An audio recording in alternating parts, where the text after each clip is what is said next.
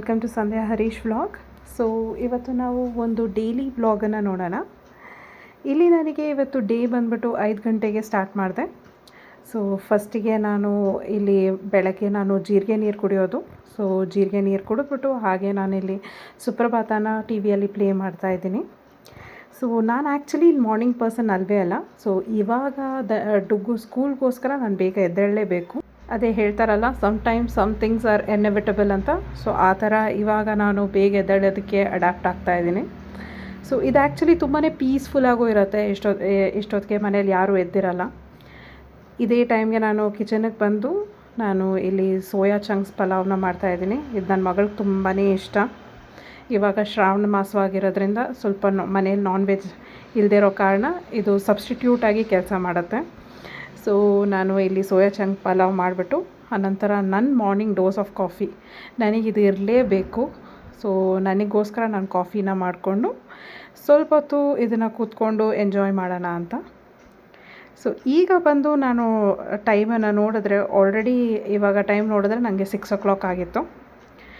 So ಇನ್ನೇನು ಧನ್ವಿನ ಎಬ್ಬಿಸ್ಬೇಕು ನಾನು ಸ್ಕೂಲಿಗೆ ರೆಡಿ ಮಾಡಿಸೋದಕ್ಕೆ. ಸೊ ಫಸ್ಟ್ ಕಾಫಿ ಕುಡಿದ್ಬಿಟ್ಟು ಆನಂತರ ಹೋಗಿ ಅವಳನ್ನ ಎಬ್ಸೋಣ ಅಂತ.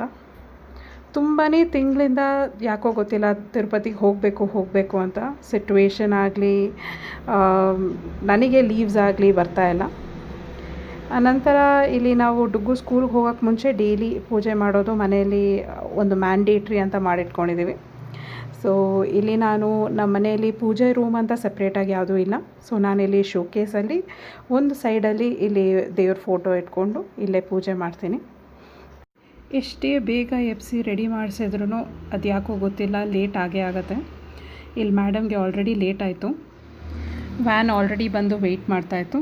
ಸೊ ಅವಳನ್ನ ಅಲ್ಲಿ ಡ್ರಾಪ್ ಮಾಡಿಬಿಟ್ಟು ಆನಂತರ ಇದು ನೀವು ನೋಡ್ತಾ ಇರೋದು ಈವ್ನಿಂಗ್. ಸೊ ಅವರಪ್ಪ ಆಫೀಸಿಂದ ಬಂದಿದ್ದ ತಕ್ಷಣ ಅವರಪ್ಪನಿಗೆ ಹೇಳ್ತಾಯಿದ್ಲು ನನಗೆ ಜಂಕ್ ಫುಡ್ ಬೇಕು ಅಂತ ಹೇಳಿ.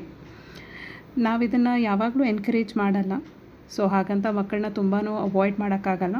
ನಾವು ಮೋಸ್ಟ್ಲಿ 2 ವಾರಕ್ಕೆ ಒಂದು ಸತಿ ಅವಳಿಗೆ ಅವಳ ಲಂಚ್ ಬಾಕ್ಸಲ್ಲಿ ನಾವು ಈ ಥರ ಯಾವುದಾದ್ರೂ ಜಂಕ್ ಫುಡ್ನ ಕಳಿಸ್ತೀವಿ. ಸೊ ಅದೇ ಅವಳಿಗೆ ತುಂಬಾ ಖುಷಿ ಕೊಡುತ್ತೆ. ಸೊ ಇದಾಗಿತ್ತು ಇವತ್ತಿನ ವ್ಲಾಗ್. ಸೊ ಈ ವ್ಲಾಗ್ ನಿಮಗೆ ಇಷ್ಟ ಆದರೆ ದಯವಿಟ್ಟು ಲೈಕ್ ಮಾಡಿ, ಶೇರ್ ಮಾಡಿ, ಸಬ್ಸ್ಕ್ರೈಬ್ ಮಾಡಿ. ನಿಮ್ಮ ಒಂದು ಕಮೆಂಟ್ಸ್ನ ದಯವಿಟ್ಟು ತಿಳಿಸಿ. Thank you for watching.